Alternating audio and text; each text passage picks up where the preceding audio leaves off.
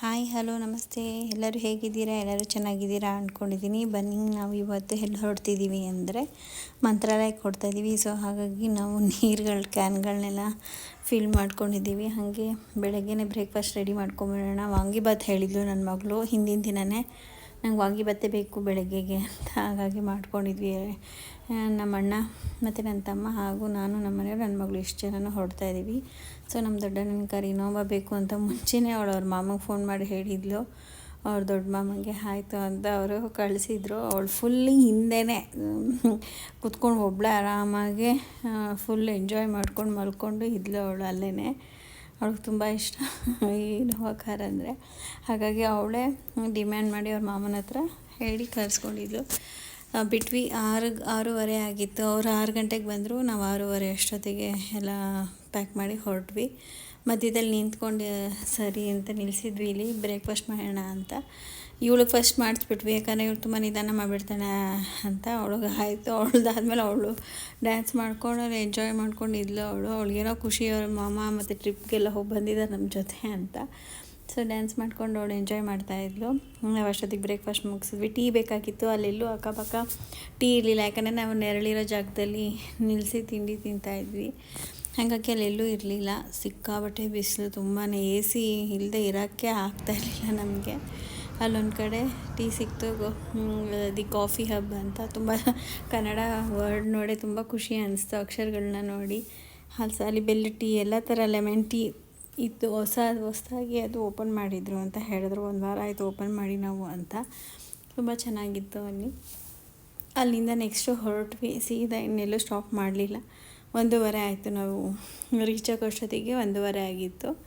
ಮಂತ್ರಾಲಯಕ್ಕೆ ಎಷ್ಟು ಬಿಸಿಲು ಅಂದರೆ, ಒಂದು ಕಾರ್ ನಿಲ್ಲಿಸಿದ್ರೆ 1 ಸೆಕೆಂಡ್ ಇರೋಕ್ಕೆ ಆಗ್ತಾಯಿರಲಿಲ್ಲ ನಮಗೆ, ಅಷ್ಟು ಬಿಸಿಲು. ನಮಗೆ ಮುಂಚೆನೇ ಫೋನ್ ಮಾಡಿದ್ವಿ, ಎಷ್ಟೊಂದು ರೂಮ್ಗಳು ಖಾಲಿ ಇಲ್ಲ ಫುಲ್ ಆಗಿದೆ ಅಂತ ಹೇಳಿದರು. ಕೊನೆಗೆ ನಮ್ಮ ಅಣ್ಣಂಗೆ ಗೊತ್ತಿರೋರ ಮುಖಾಂತರ ಅಲ್ಲಿ ಕೆಲವೊಂದು ರೂಮ್ಗಳು ಡೋನರ್ ರೂಮ್ ಅಂತ ಇರುತ್ತೆ. ಅವರು ದುಡ್ಡು ಕೊಟ್ಟು ಇಷ್ಟು ವರ್ಷಕ್ಕೆ ಅಂತ ಅವ್ರ ಹೆಸರಲ್ಲಿರುತ್ತೆ. ಅವ್ರ ಮುಖಾಂತರ ಹೋಗ್ಬೋದು ನಾವು. ಅದು ಫ್ರೀ ಇರುತ್ತೆ. 1,500 ರೂಪಾಯಿ ಏನೋ ಇಸ್ಕೊತಾರೆ ಅಷ್ಟೇ ನಮ್ಮ ಹತ್ರ ಡೆಪಾಸಿಟ್ ಅಂತ. ಸುಮ್ಮನೆ ಇಸ್ಕೊತಾರೆ, ಮತ್ತು ರಿಟರ್ನ್ ನಾವು ಹೊರಡೋ ಟೈಮಲ್ಲಿ ವಾಪಸ್ ಕೊಟ್ಬಿಡ್ತಾರೆ. ಸೊ ಈ DVG ಅನ್ನೋ ಇದಕ್ಕೆ ನಾವು ಹೋದ್ವಿ. 1,500 ರೂಪಾಯಿ ಕೊಟ್ಟು ರೂಮ್ ತೊಗೊಂಡ್ವಿ. ಇರೋದ್ರಲ್ಲಿ ಪರವಾಗಿಲ್ಲ ರೂಮು. ಏನಂತಂದರೆ ಅಲ್ಲಿ ಉಪಯೋಗಿಸ್ಕೊಂಡು ಬರೋ ಅಂಥವ್ರು ನಿಜವಾಗ್ಲೂ ಅವರು ಸರಿಗೆ ಉಪಯೋಗಿಸ್ಕೋಬೇಕು. ಮುರಿಯೋದು, ಹಾಳು ಮಾಡೋದು ಹೆಂಗಂದರೆ ಹಂಗೆ ಅಲ್ಲಿ ಇಟ್ಕೊಂಡ್ರೆ ಯಾರಿಗೇ ಆಗಲಿ ಅದು ಇದಾಗೋಗುತ್ತೆ, ತೊಂದರೆನೇ ಅಲ್ಲ. ಅವ್ರು ನಮಗೋಸ್ಕರ ಆ ಥರ ಫೆಸಿಲಿಟಿ ಇದ್ದಾಗ ನಾವು ಅದನ್ನು ಸರಿಯಾಗಿ ನೀಟಾಗಿ ಉಪಯೋಗಿಸ್ಕೊಂಡ್ರೆ ನೆಕ್ಸ್ಟ್ ಬರೋರ್ಗು ಅದು ಚೆನ್ನಾಗಿರುತ್ತೆ ಅಂತ. AC ರೂಮು, ಬಿಸಿನೀರು ಬರುತ್ತೆ. ಬಿಸಿನೀರು ಬೇಕಾಗೇ ಇಲ್ಲ ನಮಗೆ. ಇಷ್ಟು ಬಿಸಿಲಲ್ಲಿ ತಣ್ಣೀರಲ್ಲೇ ಸ್ನಾನ ಮಾಡೋಣ ಅಂತ ಅನಿಸುತ್ತೆ. ಈ ರೂಮ್ ನಮಗೆ ಸಿಕ್ತು. ಬಟ್ ನಮ್ಗೆ 5 ಜನಕ್ಕೆ ಆಗೋಲ್ಲ, ಇನ್ನೊಂದು ರೂಮ್ ಬೇಕು ಅಂತ ಆಮೇಲೆ ಅನ್ನಿಸ್ತು. ಮುಂಚೆನೇ ನಾವು ಹೇಳಿದ್ದಿದ್ರೆ ಅವರು 2 ರೂಮ್ ಕೊಡ್ತಿದ್ರು. ಬಟ್ ನಾವು ಒಂದೇ ರೂಮ್ ಸಾಕಾಗುತ್ತೆ ಅಂದ್ಕೊಂಡ್ವಿ. ಇದಾಗಲೇ ಇಲ್ಲ. ಕೊನೆಗೆ ನಮ್ಮ ಅಣ್ಣ ಇನ್ನೊಂದು ಸತಿ ಹೋಗಿ ಕೇಳಿದ್ರಿ, ಯಾವ್ದಾರ ಖಾಲಿ ಆದರೆ ಇನ್ನೊಂದು ರೂಮ್ ಹೇಳಿ, ಬೇಕಾದ್ರೆ ಎಕ್ಸ್ಟ್ರಾ ಅಮೌಂಟ್ ಕೊಡ್ತೀವಿ ಅದಕ್ಕೆ ಅಂತ. ಇನ್ನೊಂದು ರೂಮಿಗೆ ನಾವು ಹಾಗೆ ದುಡ್ಡು ಕೊಟ್ವಿ. ಇದಕ್ಕೆ ಮಾತ್ರ ರಿಟರ್ನ್ ದುಡ್ಡು ಬಂತು ನಾವಿದ್ದಿದ್ದ ರೂಮ್ಗೆ. ಅವರಿದ್ದಿದ್ದ ರೂಮ್ಗೆ 1,500 ಏನೋ ಕೊಟ್ಟರು. ಸ್ವಲ್ಪ ಹೊತ್ತು ಮಲಗಿ ಕೊನೆಗೆ 5 ಗಂಟೆಗೆ ಎಲ್ಲ ರೆಡಿ ಆದ್ವಿ. ರೆಡಿಯಾಗಿ ಹೊರಟ್ವಿ. ನೋಡಿ ನಂದು ಈ ಸೀರೆ ಈ ಥರ ರೆಡಿಯಾಗಿದೆ. ನನ್ನ ಮಗಳಿಗೆ ಲಂಗ ಬ್ಲೌಸ್ ಹಾಕಿದ್ದೆ. ಟೆಂಪಲ್ಗೆ ಅಲ್ವಮ್ಮ ಚೆನ್ನಾಗಿರುತ್ತೆ ಅಂತ ಹೇಳಿದೆ. ಅವಳು ಒಪ್ಕೊಂಡು ಹಾಕ್ಕೊಂಡಿದ್ಲು. ಸಿಕ್ಕಾಬಟ್ಟೆ ಸೆಕೆ, ನೀರೆಲ್ಲ ಬೆವರೆಲ್ಲ ಹಿಡಿತಾಯಿತ್ತು, ಆಗ್ತಾನೇ ಇರಲಿಲ್ಲ. ಆದರೂ ಏನೋ ಒಂಥರ ಖುಷಿ. ಮಂತ್ರಾಲಯಕ್ಕೆ ಹೋಗಿ ರಾಯರ ದರ್ಶನ ಮಾಡೋದು ಅಂದ್ರೇ ಏನೋ ಒಂಥರ ನಮಗೆ ಖುಷಿ. ಸುಮಾರು ಒಂದು 3 ವರ್ಷದ ಮೇಲೆ ಆಗಿತ್ತು ನಾವು ಮಂತ್ರಾಲಯಕ್ಕೆ ಹೋಗ್ದೇನೆ. ಕರೋನಾ ಇದ್ರ ಟೈಮಲ್ಲಿ ಒಂದು ಸತಿ ಹೋಗಿದ್ವಿ ಬಿಟ್ಟರೆ ಅದಾದಮೇಲೆ ಹೋಗೇ ಇಲ್ಲ ನಾವು. ಹಾಗಾಗಿ ಅದು ಊಟದ್ದು ಭೋಜನ ಶಾಲೆ ಅಂತ ಅಲ್ಲೇ ಪ್ರಸಾದನ ವಿತರಣೆ ಮಾಡೋದು. ಮಧ್ಯಾಹ್ನ ಮತ್ತು ರಾತ್ರಿಗೆ ಕೊಡ್ತಾರೆ ಅಲ್ಲಿ ಪ್ರಸಾದ. ಸರಿ ಅಂದ್ಬಿಟ್ಟು ಹೊರಟ್ವಿ. ಅಲ್ಲಿ ಹೂವು ಮಾರ್ತಿದ್ರು. ನಮ್ಮ ಮನೆಯವರು ಹೂವು ಮುಡ್ಕೋ ದೇವಸ್ಥಾನಕ್ಕೆ ಬಂದಿದ್ದೀವಿ, ಹೂವು ಮುಡ್ಕೊಂಡ್ರೆ ಹೆಣ್ಮಕ್ಳಿಗೆ ಚಂದ ಅಂತ ಹೇಳಿದ್ರು. ಸರಿ ಅಂತ ಮುಟ್ಕೊಂಡ್ವಿ. ಪರವಾಗಿಲ್ಲ, ಚೆನ್ನಾಗಿತ್ತು. ಮತ್ತು ಬೆಳಗ್ಗೆ ಒಬ್ಬರು ಏನು ಹೂವು ತೊಗೊಳಕ್ಕೆ ಹೋದಾಗ ಅವ್ರು ಸ್ವಲ್ಪ ಮೋಸ ಮಾಡಿಬಿಟ್ರು. ಬಟ್ ಈ ಹೆಂಗೆ ಹಂಗೇನು ಮಾಡಲಿಲ್ಲ, ಕರೆಕ್ಟಾಗಿ ಮಾಡಾಕೊಟ್ರು. ನಾವು 3 ವರ್ಷ ಆದಮೇಲೆ ಹೋಗಿದ್ರೆ ಮಂತ್ರಾಲಯನೇ ನಮಗೇನೋ ಹೊಸ್ದು ಅನ್ನಂಗೆ ಆಗೋಗಿತ್ತು. ಯಾಕಂದರೆ ಎಲ್ಲ ಚೇಂಜ್ ಆಗೋಗಿತ್ತು. ಮುಂದೆ ಇದ್ದಿದ್ದು ವಿಗ್ರಹನೇ ಇರಲಿಲ್ಲ ರಾಯರದು. ತುಂಬ ಚೆನ್ನಾಗಿತ್ತು ಅದು ರಾಯರದು. ಹೊರಗಡೆ ಇದ್ದಿದ್ದು ವೃಂದ ಎದುರಿಗೆ ಇತ್ತು, ಅದು ಇರಲಿಲ್ಲ.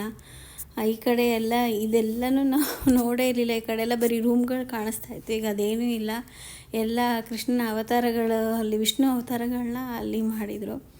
ನನ್ನ ಮಗಳಿಗೆ ಅಲ್ಲಿ ಸಿಕ್ಕಾಪಟ್ಟೆ ಹಸುಗಳು ಎಲ್ಲಿ ನೋಡಿದ್ರು ಅವಳು ಅದನ್ನು ಮುಟ್ಟೋದು, ಅದನ್ನು ಮುದ್ದು ಮಾಡೋಕ್ಕೆ ಹೋಗೋದು ಮಾಡ್ತಾನೇ ಇದ್ಲು.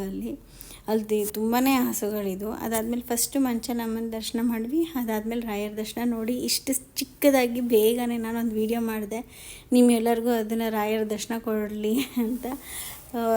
ಇದನ್ನು ಯಾರ್ಯಾರು ನೋಡ್ತೀರೋ ಪ್ರತಿಯೊಬ್ಬರಿಗೂ ಆ ರಾಯರು ನಿಮಗೆ ಒಳ್ಳೇದು ಮಾಡಲಿ ಅಂತ ನಾನು ಮನಸಾರ ಕೇಳ್ಕೊತೀನಿ.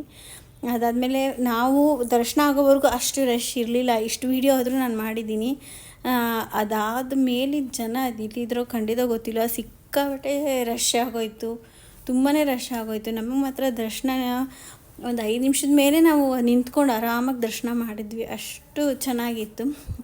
ಅದಾದಮೇಲೆ ಬಂದು ಕೂತ್ಕೊಂಡ್ವಿ. ಶೆಕೆ ವಿಪರೀತ ಜನ ಸ್ಟಾರ್ಟ್ ಆಗೋದ್ರು, ಇದ್ದಕ್ಕಿದ್ದಂಗೆ ಅನಿಸ್ತು. ಚಿಕ್ಕ ಫ್ಯಾನ್ ನಮ್ಮ ಮನೆಯವರು ಆರ್ಡ್ರ್ ಮಾಡಿದರು ಅಮೆಝಾನಲ್ಲಿ ಅವ್ರ ಮಗಳಿಗೋಸ್ಕರ ಅಂತ.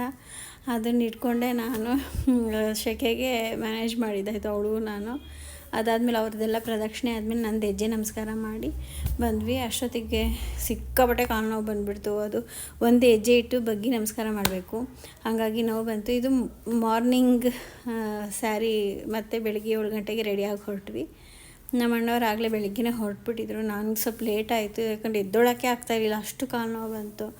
ಕೊನೆಗೆ ಅವ್ರದ್ದೆಲ್ಲ ದರ್ಶನ ಆಗಿ ನಮ್ಮದು ಇನ್ನೊಂದ್ಸತಿ ದರ್ಶನ ಮುಗಿಸ್ಕೊಂಡು ಮತ್ತು ದರ್ಶನ ತುಂಬಾ ಚೆನ್ನಾಗಾಯಿತು.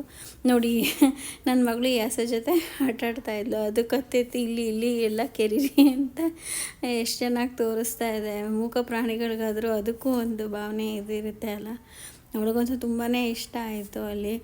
ಆಯಿತು ಅಂದ್ಬಿಟ್ಟು ಅಲ್ಲಿಂದ ಹೊರಟ್ಬಿಟ್ವಿ. ಅಲ್ಲೇ ಬ್ರೇಕ್ಫಾಸ್ಟ್ ಮಾಡಿದ್ವಿ ಹೋಟೆಲಲ್ಲಿ. ಒಂದು 10 ಗಂಟೆ ಅಷ್ಟೊತ್ತಿಗೆ ಹೊರಟ್ವಿ. ಅಲ್ಲೇ ಇಲ್ಲಿ ಗೋವಿಂದ ಇದಿದೆ, ಹೋಗೋಣ ಅಂತ ಹೋಗಿ ಅವಳಿಗೆ ತುಂಬ ಇಷ್ಟ ಅಲ್ಲ, ತೋರಿಸ್ಕೊಂಬರೋಣ ಅಲ್ಲಿರೋ ಹಸುಗಳಿಗೆಲ್ಲ ಬಾಳೆಹಣ್ಣು ಕೊಡೋಣ ಅಂದ್ಕೊಂಡು ಹೋದ್ವಿ. ಅಲ್ಲಿ ಹೋಗಿ ಎಲ್ಲ ಹಸುಗಳು ಬರೋದಕ್ಕೆ ಸ್ಟಾರ್ಟ್ ಆಗೋಯಿತು. ನಮಗೆ ಭಯನೇ ಆಗೋಯಿತು. ಅವಾಗ ಅವ್ರಿಗೆ ಹೇಳಿದ್ವಿ, ಒಂದು ಸ್ವಲ್ಪ ಹಸುಗಳಿಗಷ್ಟೇ ಕೊಡ್ತೀವಿ ಅಂತ. ಆಮೇಲೆ ಈ ಕರುಗಳಿದೆ ಎಷ್ಟೊಂದು ಅಂತ ಹೇಳಿದ್ರು. ಇನ್ನು ಪುಟ್ಟದೆಲ್ಲ ಕೊಡೋಣ ಇವಕ್ಕೆ ಅಂದ್ಬಿಟ್ಟು ಮತ್ತೆ ಹೋಗಿ ಇನ್ನೊಂದು ಸ್ವಲ್ಪ ಬಾಳೆಹಣ್ಣೆಲ್ಲ ತೊಗೊಂಬಂದು ಅವುಗಳಿಗೆಲ್ಲ ಕೊಟ್ವಿ.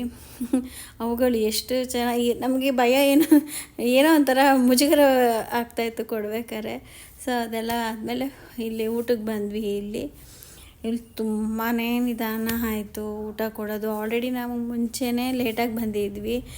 MP ಎಲೆಕ್ಷನ್ ಅಂತ ಎಲ್ಲ ಕಡೆ ನಮಗೆ ರೋಡೇ ಬ್ಲಾಕ್ ಮಾಡಿಬಿಟ್ಟಿದ್ರು. 2 ಅವರ್ಸ್ ಆಗುತ್ತೆ ಅಂತ ಅಂದರು. ಸುತ್ತಕೊಂಡು ಬೇರೆ ರೋಡಲ್ಲಿಂದ ನಾವು 5 ಗಂಟೆಗೆ ರೀಚ್ ಆಗೋರು 9 ಗಂಟೆಗೆ ಬೆಂಗಳೂರಿಗೆ ರೀಚ್ ಆದ್ವಿ. ಸೊ ಇಷ್ಟು 2 ದಿನದ ವೀಡಿಯೋ ಆಗಿತ್ತು. ಇದು ಯಾರ್ಯಾರು ನೋಡ್ತಿದ್ದೀರೋ ಎಲ್ಲರೂ ಲೈಕ್ ಮಾಡಿ, ಶೇರ್ ಮಾಡಿ, ಸಬ್ಸ್ಕ್ರೈಬ್ ಮಾಡಿ ನೋಡಿ. ರಾಯರು ನಿಮ್ಮೆಲ್ಲರಿಗೂ ಒಳ್ಳೇದು ಮಾಡಲಿ ಅಂತ ಈ ವಿಡಿಯೋದಲ್ಲಿ ನಾನು ಕೇಳ್ಕೊತಾ ಇದ್ದೀನಿ. Thank you.